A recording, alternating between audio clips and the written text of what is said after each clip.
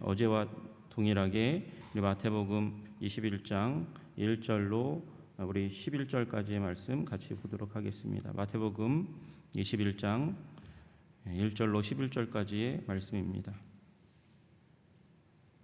우리 다 같이 합독하도록 하겠습니다. 마태복음 21장 1절로 11절까지의 말씀입니다. 같이 읽겠습니다. 시작. 그들이 예루살렘에 가까이 가서 감람산 벳바게에 이르렀을 때에 예수께서 두 제자를 보내시며 이르시되 너희는 맞은편 마을로 가라. 그리하면 곧 매인 나귀와 나귀 새끼가 함께 있는 것을 보리니 풀어 내게로 끌고 오라.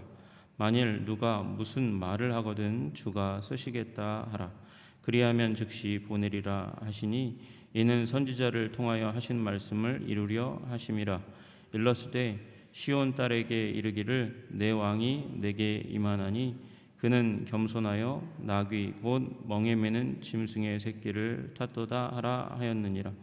제자들이 가서 예수께서 명하신 대로 하여 나귀와 나귀 새끼를 끌고 와서 자기들의 겉옷을 그 위에 얹음에 예수께서 그 위에 타시니 무리의 대다수는 그들의 겉옷을 길에 펴고 다른 이들은 나뭇가지를 베어 길에 펴고 앞에서 가고 뒤에서 따르는 무리가 소리 높여 이르되 호산나 다윗의 자손이여 찬송하리로다 주의 이름으로 오시는 이여 가장 높은 곳에서 호산나 하더라. 예수께서 예루살렘에 들어가시니 온 성이 소동하여 이르되 이는 누구냐 하거늘 우리가 이르되 갈릴리 나사렛에서 나온 선지자 예수라 하니라. 아멘. 예수님이 겸손하셔서 나귀 새끼를 타셨습니다. 그리고 십자가에 달리러 예수님은 그렇게 의도하고 목적하고 그리고 예루살렘 성에 입성하십니다. 이 제자들에게는 묶인 나귀를 끌고 오라고 하시는 그 예수님의 명령, 그 요청은 굉장히 낯선 것일 수밖에 없습니다. 그런데 나귀의 주인은 메시아의 방문과 요청을 어쩌면 기다리고 있었을지 모릅니다. 그러고 보니까 예루살렘 입성할 때에 어제 말씀드린 대로 눈먼 자를 고치시고 이사야서에서 예언된 메시아의 예언을 성취시키셨습니다. 이사야의 예언이 무엇입니까? 눈먼 자를 고친다는 것입니다. 눈먼 자를 고치는 것은 구약에도 나타나지 않은 그런 놀라운 기적입니다. 어떻게 보면 구약에는 죽은 자를 살리는 기적이 있었거든요. 그런데 눈먼 자를 살리는 기적은 구약에 나타나지 않았고 이사야서에서 예언된 거예요. 그러니까 눈먼 자가 고쳐지는 일은 이스라엘이 처음 보는 일, 그러나 예언된 일이었습니다. 그가 메시아일 거예요. 그러니까 사람들이 고무됩니다. 사람들이 흥분합니다. 그래서 제자들과 함께 그 따르는 무리들 그리고 유월절을 지키기 위해서 성전에 올라가던 사람들이 예수님을 메시아로 여기면서 기대와 소망 가운데 마음이 부풀어 오릅니다. 예수님은 그 가운데서 나귀를 가지고 오라고 제자들을 시켰고 그 나귀를 타고 예루살렘에 지금 입성하시는 거예요. 예루살렘은 어떤 도시입니까? 하나님의 도성입니다. 하나님의 도성입니다. 하나님의 성전이 있는 산이니까 거룩한 산입니다. 그리고 또한 그곳이 옛적부터 다윗의 도성이었습니다. 다윗이 여부스 사람 가운데서 점령하고 정복하고 그 땅 가운데 이제 자신의 왕궁을 지었던 자리잖아요. 그곳에 왕이 선다는 것은 유다 민족의 왕이 선다는 것은 이스라엘의 회복을 의미하는 것입니다. 그러니까 사람들이 흥분하지 않을 수가 없었습니다. 속셈이 달랐습니다. 예수님은 죽으러 올라가시는 겸손의 왕이었습니다. 여러분 오늘 스가랴서 9장 9절의 말씀에 그 시온 딸에게 이르기를 내 왕이 내게 임하나니 그는 겸손하여서 어저께 말씀드린 대로 빌립보서의 그 말씀 따라서 자기를 비어 종의 형체를 지녀 십자가에 못 박히시기까지 겸손하시고 복종하셨습니다. 그렇게 예수님은 겸손의 길을 걸어가십니다. 그 가운데서 사람들이 찬양했죠. 찬양 호산나 다윗의 자손이여 찬송하리로다 주의 이름으로 오시는 이여 가장 높은 곳에 호산나 하더라. 그렇게 사람들이 찬양했습니다. 여러분이 호산나라는 말이 원래 간청입니다. 구원하소서라는 말이에요. 구원하소서 다윗의 자손이요. 근데 이게 구원하소서라는 말뿐 아니라 찬양이기도 한 거예요. 찬송하리로다 다윗의 자손이여, 이렇게 이야기하는 것이기도 합니다. 찬송하리로다 주의 이름으로 오시는 이여. 그러니까 여호와 하나님의 이름으로 이 땅 가운데 대표해서 그분 자신이 오셨다, 이렇게 선언하는 일이 일어나고요. 맨 마지막 가장 높은 곳에서 호산나, 이렇게 이야기하는 것은 가장 높은 하늘에 거하시며 가장 높으신 여호와 하나님을 찬양합니다. 이런 의미를 가지고 있습니다. 여러분, 이 가운데서 특별히 오늘 여러분과 한번 먼저 주목하여 보려고 하는 부분은 가운데 찬송하리로다 주의 이름으로 오시는 이여라는 그런 구절입니다. 여러분, 이 부분은 시편 118편에 나와 있는 그런 구절입니다. 시편 118편에 이 찬송하리로다 주의 이름으로 오시는 이여라는 구절이 시편 118편 6절에 기록되어 있습니다. 그런데 공교롭게도 시편 118편 6절에 찬송하리로다 주의 이름으로, 여호와의 이름으로 오시는 이여, 이렇게 찬양하는 그 6절 그 뒷부분에 가면 22절에 건축자의 버린 돌이 나옵니다. 여러분, 건축자의 버린 돌이라는 말을 우리가 이제 와서 이제 신약 가운데 가서 이해를 많이 합니다. 그렇죠. 건축자의 버린 돌이 있는데 그 버린 돌을 누군가가 버렸다. 버린 돌이에요. 그런데 그 돌을 다시 가지고 옵니다. 이 얘기가 이스라엘의 전설로 흘러내려오는 한 얘기가 있습니다. 솔로몬이 성전을 건축할 때에 성전 감독관이 이제 저 멀리 이제 석공이 보내어준 그 돌들을 받아서 그 돌들의 치수를 잽니다. 왜냐하면 그 돌들을 이제 하나하나 쌓아가면서 성전을 지어가야 되니까. 그런데 온 돌들 가운데서 규격을 다 재고 치수를 재고 그래서 준비를 합니다. 준비를 하고 있는데 성전을 못 짓는 거예요. 왜냐하면 이 성전을 지을 때 가장 중요한 돌이 머릿돌이란 말이죠. 그런데 그 머릿돌이 안 오는 거예요. 안 오는 일이 일어나니까, 그러니까 답답해가지고 석공에게 인부를 보냅니다. 성전의 주춧돌이, 이 머릿돌이 도착하지 않았으니까 이 돌을 빨리 보내어달라고 하나하나 쌓아가는데 쌓다가 그 머릿돌이 위치할 그 자리에서 공사가 멈추는 일이 일어나니까 빨리 그 머릿돌을 보내달라고 사람을 보냈습니다. 그런데 석공이 의외의 얘기를 하는 거예요. 오래전에 이미 보냈다고. 무슨 일인가? 아니, 이미 보냈다고 얘기하는데 도착은 하지 않았어요. 어디서 문제가 일어나는 건가 봤더니 예전에 본인이 치수 이외의 규격, 더 큰 돌이 하나 있는 걸 발견하고 그것이 그 돌들 가운데 잘 맞지 않는 걸 발견하고 그 무심코 그 돌을 혹시 공사가 잘못될지도 모르니까 기드론 골짜기에 굴려서 내어버려 두도록 한 그 일이 생각난 거예요. 보니까 그 버려둔 돌이 머릿돌이었던 거예요. 그래서 그 기드론 골짜기에서 다시 한번 힘쓰고 애써서 끌어올려가지고 머릿돌을 삼았다. 이 이야기가 솔로몬 시대의 전설로 이렇게 내려오는 이야기 가운데 하나입니다. 여러분, 건축자가 이렇게 돌을 알아보지 못하면 생고생하는 일이 일어납니다. 그런데 주님께서 지금 이 시편 118편에서 말씀하신 스토리의 내용은 뭐냐면 이런 일이 이스라엘 백성들 가운데 일어났다. 신약에 와서 그 얘기를 계속해서 끌고 가잖아요. 여러분, 건축자가 있어요. 그 건축자가 이스라엘입니다. 하나님의 사람들입니다. 그들 가운데 백성의 지도자들, 특별히 하나님의 말씀을 받은 사람들은 하나님 나라의 건축자들입니다. 하나님 나라의 건축자들인데 그들이 돌을 알아보지 못했어요. 머릿돌을 알아보지 못했어요. 누구요? 예수 그리스도를 알아보지 못하고 그를 버렸습니다. 그래서 이제 장차 일어날 일이 예수님이 십자가에 못 박히시는 일입니다. 여러분, 그 돌을 누가 알아보십니까? 하나님이 알아보시고 여호와 하나님께서 그를 부활시키시고 그를 다시 한번 살리셔서 교회의 머릿돌이 되게 하신 거예요.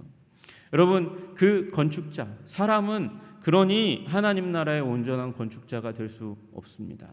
그리고 하나님께서 다시 한번 그 예수 그리스도를 죽음 가운데 이스라엘 하나님 나라의 건축자가 버려 죽게 한 예수님을 부활시키셔서 그 중심에 그 머릿돌이 되게 하여 주시고, 그리고 하나님 나라의 백성들을 연결시키셔서 그래서 하나님의 성전을 지금 만들어가고 지어가고 계신 줄로 믿으시기를 주님의 이름으로 축복합니다. 여러분, 그 일이 일어났다고 말씀하시는 거예요. 우리 어떤 사람이 우리들은 여기 맨 나중에 나와 있는 대로 이는 누구냐? 소동하여서 이는 누구냐? 사람들이 그 소식, 예수님의 소식이 전파될 때마다 예수님에 대해서 묻습니다. 이는 누구냐? 그렇게 물어요. 근데 11절에 무리가 이르되 갈릴리 나사렛에서 나온 선지자 예수라, 이 얘기가 나오면 사람들이 뭐라고 여깁니까? 나사렛에서 무슨 선한 것이 날 수가 있어? 거기서 무슨 선지자가 나? 거기서 무슨 다윗의 자손이 와? 메시아가 어떻게 올 수 있어? 어떤 사람은 고개를 돌리고 저 사람들이 뭔가 잘못 알고 있는 거야. 그렇죠. 세상 사람들이 여러분과 저를 향해서 그렇게 얘기하죠. 종교라는 이름에 휘둘리고 있는 거야. 속고 있는 거야. 그저 그렇게 공산주의자들이 얘기했던 대로 인민의 아편, 우리들이 고통스러운 세상을 살아가는데 아편 맞는 그 작용으로 예수라는 그 사람 앞에 와서 헛된 위로를 받고 있는 거야. 그렇게 고개를 돌리고 무시하는 일이 일어납니다. 저가 누구냐? 저는 나사렛 사람이라고, 나사렛에서 온 선지자라고 구원자라고 얘기하는 그 음성을 듣지 않고 무시하고 버려두는 일이 일어나더라는 것이에요. 여러분, 그러나 어떤 사람들은 그 예수님을 향해서 믿음을 둡니다. 소망을 둡니다. 그리고 자신의 인생을 맡깁니다. 그리고 구원 가운데 들어가게 되는 일이 일어나는 줄로 믿으시기를 주님의 이름으로 축복합니다. 머릿돌 되시는 그분, 하나님께서 살리신 그 예수 그리스도에게 자신의 인생을 덧대어서 하나님의 성전으로 지어가는 일이 일어나는 것이죠. 하나님께서 거하시는 성전이 되어가는 것입니다.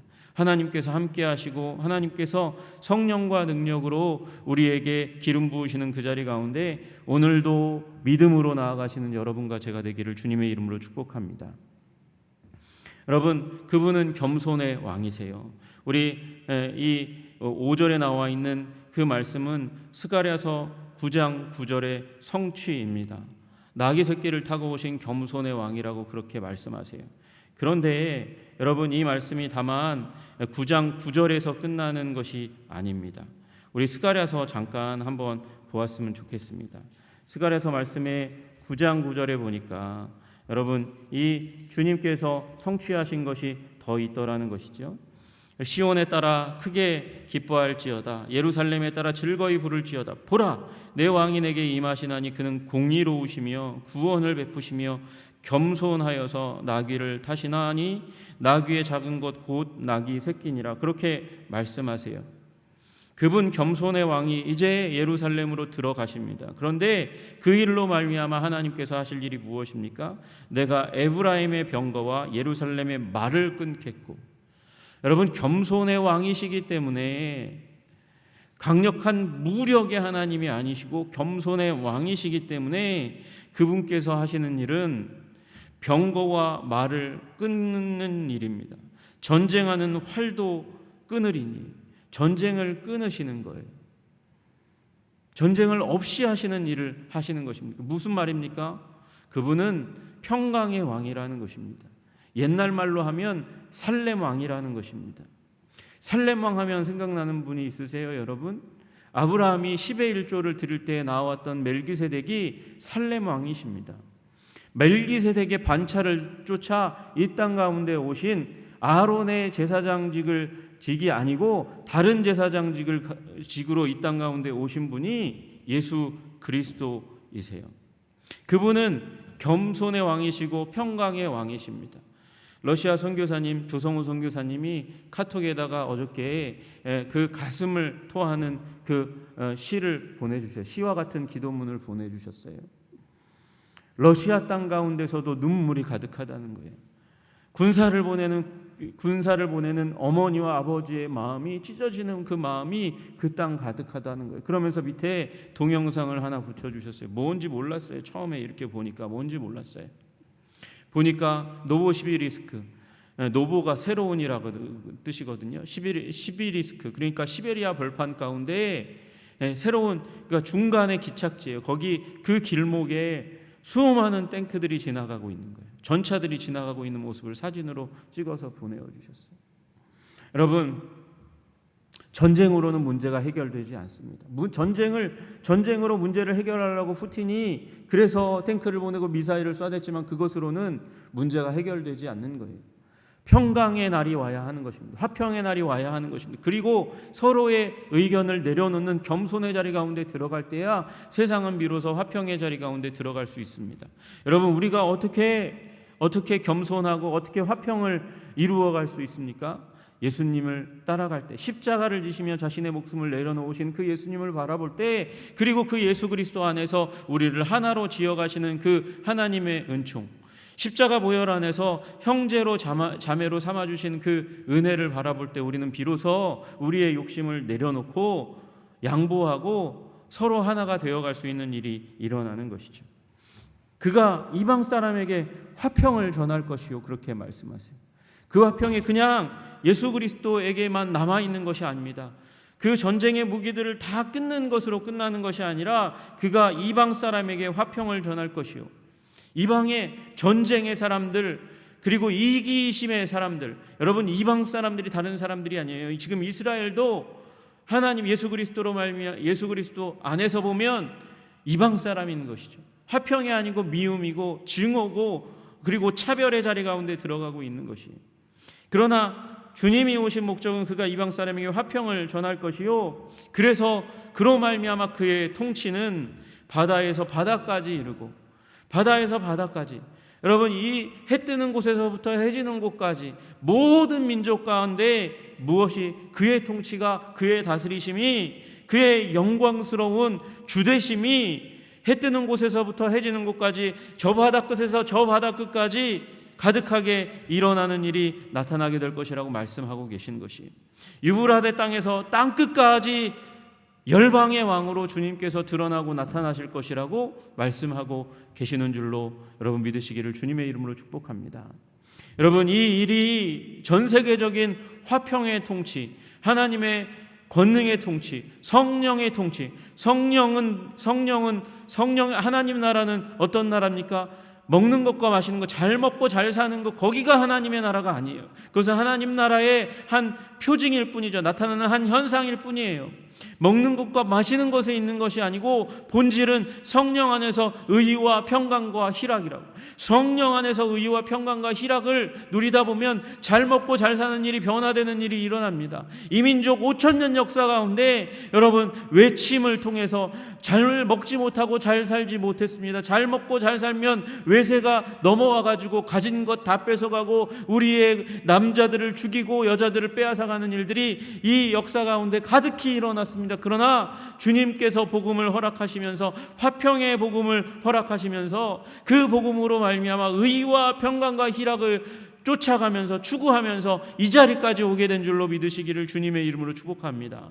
그러나 거기서 끝나는 것이 아니고 주님 평강의 왕은 그 통치를 저 바다 끝에서 저 바다 끝까지, 해 뜨는 곳에서부터 해 지는 곳까지의 모든 민족 가운데 그분의 통치를 드러내기를 원하시고 계시는 것이죠. 여러분, 이 땅 가운데 주님의 통치가 가득하기를 주님의 이름으로 축복합니다. 여러분, 우리 이 땅 가운데 평화가 가득해야 됩니다. 사랑의 화평이 가득해야 됩니다. 주님의 진리가 가득해야 됩니다. 그 일이 일어나야 합니다. 그리고 우리는 그 일의 도구로, 통로로 주님께서 우리를 부르셨습니다. 그 일에 헌신하는, 그 순종하는 오늘의 삶 가운데 주님의 통치를 받아 누려 그 통치를 이 땅 가운데 펼쳐가는 주님의 통치의 통로가 되시기를 주님의 이름으로 축복합니다. 또 우리 열방 가운데 사역하시는 우리 선교사님들 기억하시면서, 이 땅에 사역하시는 우리 동역자들 기억하시면서 기도하시기를 주님의 이름으로 축복합니다. 그것이 이 평강의 왕의 통치에 동참하는 것입니다. 우리 열방의 땅의 끝까지 가기 어렵지만 우리가 후원하는 선교사님 그분들 기도하면서 주님의 통치가 열방 가운데 확산되기를 임하기를 기도하는 것, 그것이 주님의 통치에 동참하는 일임을 믿으시고 여러분 함께 기도의 자리 가운데 우리 선교사님들을 이 땅에 우리 교육자들을 위해서 기도하시는 우리 한성의 백성들 되실 때 주님께서 더욱더 아름다운 하나님의 은혜와 사랑으로 우리를 채워주실 줄로 믿습니다. 기도하겠습니다. 존귀와 영광과 찬양을 받으시기에 합당하신 주님, 겸손의 왕으로 나귀 타고 예루살렘에 입성하시며 다윗의 자손 참 메시아이심을 주님께서 보여주셨습니다.